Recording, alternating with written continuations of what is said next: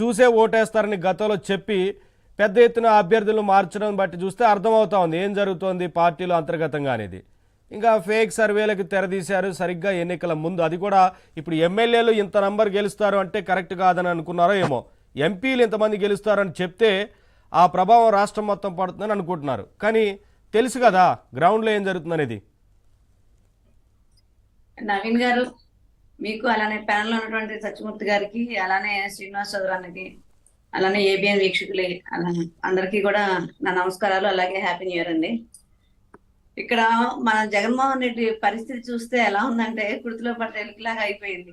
ఏం చెయ్యాలి, ఎలా చేయాలని తెలియని కన్ఫ్యూజన్ క్రమంలో ఏదేదో చేయాలని చెప్పని పాపం అతనే దిగదార్చుకునే పనులు చేస్తారు. అంటే చెప్పకనే చెప్పినట్టుగా తన ఓటమిని తనే ఒప్పుకున్న పరిస్థితి లాగా క్రియేట్ చేసుకుంటున్నాడు.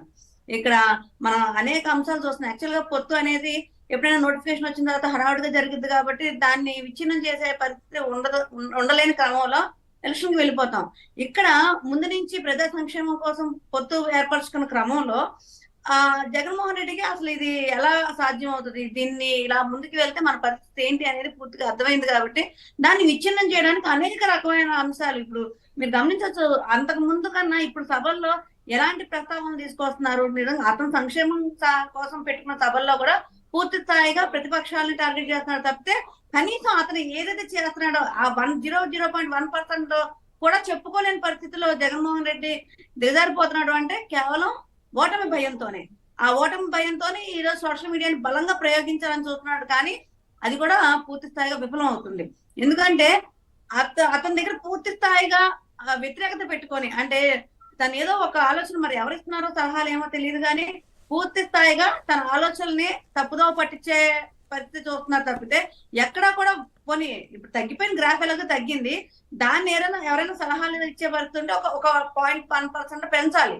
కానీ ఈ అభ్యర్థులు మార్చే క్రమం చూసుకుంటే అసలు పూర్తి స్థాయి ఇంకా ఇంకా వాళ్ళే దిగజార్చే పరిస్థితి ఉంటుంది ఇక్కడ.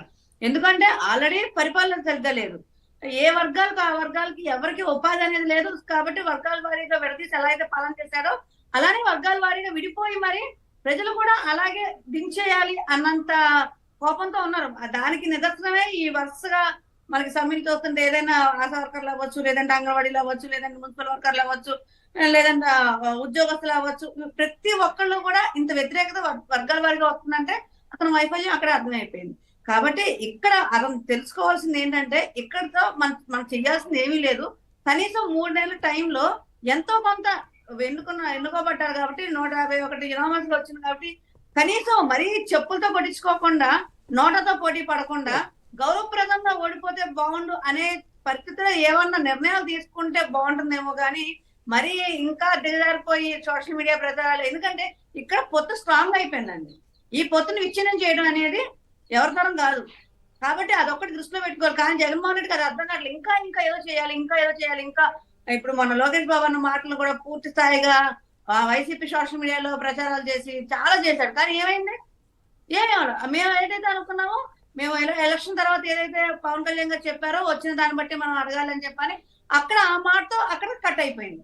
నిజంగా కనుక అంటే పూర్వకాలంలో అయితే మాత్రం దాన్ని ఒక పెద్ద రగడగా చేసి అసలు ఏదో జరిగిపోతుంది ఇక్కడ, ఏదో బాబు గారు ఏదో మమ్మల్ని చేసేస్తున్నారు, అలాంటి పరిస్థితులు క్రియేట్ చేసిన క్రమం నుంచి ఈ రోజు ఇవన్నీ కాదు మనకు ముఖ్యం, ప్రజా సంక్షేమం ముఖ్యం, ముందు ఎలక్షన్ లో గెలవడం ముఖ్యం, YCP by by, hello AP by by YCP అనే నినాదాన్ని బలంగా ముందు తీసుకెళ్ళడం ముఖ్యం అని చెప్పని పనిచేసే క్రమం కనిపిస్తుంది. అంటేనే ఇక్కడ ఎంత బలంగా పొత్తు ఉందనేది ప్రతి ఒక్కరికి అర్థమవుతుంది. ఈ క్రమంలోనే జగన్మోహన్ రెడ్డి చేసే ప్రయత్నాలు ప్రతి ఒక్కటి కూడా ఒకటి తర్వాత ఒకటి విఫలం అవుతున్నాయి, ప్లస్ ఎదురు దెబ్బ తగ్గుతున్నాయి. అంటే పొత్తు ఒకటి చెంపదెబ్బ అయితే ఇతను చేసే నిర్ణయాలు, తీసుకునే నిర్ణయాలు వచ్చే ప్రతిఫలాలు కూడా ఆ చెంప ఈ చెంప వాయించే పరిస్థితి జగన్మోహన్ రెడ్డికి ఉంది. కాబట్టి ఇక్కడ ఆయన అఫ్ కోర్స్ మేము అంత ప్రశాంతంగా అయితే లేము. ఎందుకంటే జగన్మోహన్ రెడ్డి అనే వ్యక్తి ఏదో రకంగా ఆయన చివరి వరకు ప్రయత్నిస్తారని తెలుసు, లేకపోతే ఎలాంటి దుర్మార్గమైన రాజకీయాలు చేస్తారని తెలుసు. దానికి కూడా సిద్ధమయ్యే మేము బలంగా ముందుకు వెళ్తున్నాము. వ్యక్తిగతంగా ఇబ్బంది కలిగించేలాగా వ్యక్తిత్వ హననానికి పాల్పడతారు, రకరకాల మార్ఫింగ్లు చేస్తారు, ఫోటోలు విడుదల చేస్తారు, సోషల్ మీడియాలో పెడతారు. ఇంక ఇదే పనిగా పెట్టుకున్నారు కదా, దాని పెద్ద వ్యవస్థనే క్రియేట్ చేసుకున్నారు. ఎంతవరకు పనిచేస్తున్నది? ఇప్పుడు ఎగ్జాంపుల్ గా నవీన్ గారు మనం చూద్దాం. నిజంగా చాలా దారుణంగా అసలు మనం మాట్లాడుకోలేని పరిస్థితుల్లో అధ్యక్షుల వారి దగ్గర నుంచి పార్టీ కార్యకర్తల నాయకుల వరకు కూడా వాళ్ళు చేసిన మార్పింగ్లు ఏంటి, ఆ మాట్లాడిన మాటలు ఏంటి, అసెంబ్లీ సాక్షిగా వాళ్ళు మాట్లాడిన మాటలు ఏంటి, ఇవన్నీ చూసుకుంటే ఈ రోజు ఏం సాధించారండి? మరీ హీనంగా తిట్టుకునే పరిస్థితి, మరీ దారుణంగా. అంటే ఏ ప్రభుత్వానికి రానంత వ్యతిరేకత, పూర్తి స్థాయి వ్యతిరేకత వైఎస్ జగన్మోహన్ రెడ్డి ప్రభుత్వానికి వచ్చింది అంటేనే ఇలాంటి కుయుక్తులు పనటం వల్ల నిజంగా నిజాయితీ గల నాయకత్వం చేస్తే అఫ్ కోర్స్ ఎంతో కొంత వ్యతిరేకత ఉంటుంది. ఏ గవర్నమెంట్ కైనా సరే అందరూ సంపూర్ణంగా ఉంటారని చెప్పనేది ఉండదు. ఎక్కడో 5% 10% ఉంటారు. కానీ ఇతను చేసిన పనులు అంటే ఏదైతే ఒకటి నమ్ముకున్నాడు సంక్షేమం అని చెప్పని, ఇప్పుడు ఆ సంక్షేమం కూడా బటన్ నొక్కుతున్నాడంట కానీ డబ్బులు పట్టలేదంట అకౌంట్ లో. అందుకే 4 సార్లు బటన్లు నొక్కే కార్యక్రమాలు పెట్టుకుంటున్నాడంట. అంటే అలా అయిపోయింది పరిస్థితి. జనాలు కూడా మరి అతి సాధారణ ప్రజలకు కూడా ప్రభుత్వాల గురించి, ప్రభుత్వంలో జరిగే అంశాల గురించి మాట్లాడుకునే పరిస్థితి వచ్చిందంటే అది కేవలం జగన్మోహన్ రెడ్డి వల్లేనండి. ఎందుకంటే అమరావతి దగ్గర నుంచి మొదలైంది. పూర్తి స్థాయిగా మహిళలు కూడా నాయకత్వం నేర్చుకున్నారు, మహిళలు కూడా రాజకీయం నేర్చుకున్నారు.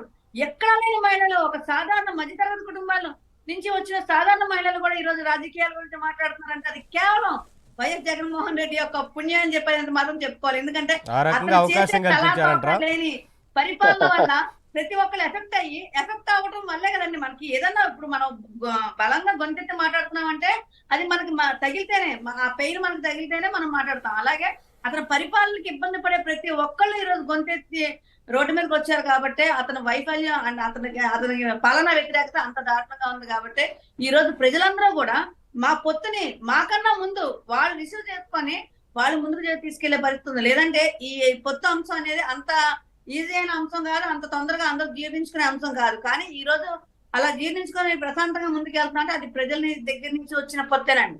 కాబట్టే జగన్మోహన్ రెడ్డి భయపడి ఏం చేయొద్దు ఒకదాని తర్వాత ఒకటి అంటే ఆయన స్వయంగా ప్రయత్నిస్తున్నాడు, సజ్జల గారి దగ్గర ద్వారా ప్రయత్నిస్తున్నాడు, ఎమ్మెల్యేల ద్వారా ప్రయత్నిస్తున్నాడు, మంత్రుల ద్వారా ప్రయత్నిస్తున్నాడు. అవ్వట్లే ఇంకా సోషల్ మీడియా తర్వాత ఇంకా మరి ఇంకా వ్యక్తిగత దాడిలో ఉండొచ్చేమో నేను అనుకోవటం. ఇంకా అంటే అల్టిమేట్గా ఇంకా ఫైనల్ గా అదే కదా. సో ఆ రకంగా కూడా భయపెట్టే ప్రయత్నం చేస్తాడు. అతని చేతిలో ఎంతవరకు అవకాశం ఉంటే అంతవరకు కూడా ప్రయత్నం చేస్తానంటాడు విచ్ఛిన్నం చేయడం కోసం, అలాగే ప్రజల్ని మోసం చేయడం కోసం. కాకపోతే ఇక్కడ ఎవ్వరూ కూడా ఆయన్ని 2019లో నమ్మినట్టుగా నమ్మడానికి ఎవ్వరూ సిద్ధం లేరు. ఆయన సొంత ఓటింగ్ అనుకునే వాళ్ళు కూడా ఈ రోజు పూర్తి స్థాయిగా వ్యతిరేకం అయిపోయిన పరిస్థితులు ఉన్నాయి. అది గమనిస్తున్నాడు కాబట్టే ఈ స్థాయిగా సోషల్ మీడియాలో ఇంత విచ్చలవిడితనాన్ని ప్రేరేపిస్తున్నాడు జగన్మోహన్ రెడ్డి. ఇంకా దాడులకు పాల్పడేది ఏముంది, దాడులకు కూడా పాల్పడుతూనే ఉన్నారు. రాష్ట్రంలో చాలా చోట్ల తక్కువ అండి, ఇంకా ఉంటాయి చాలా. ఇప్పుడు జరిగే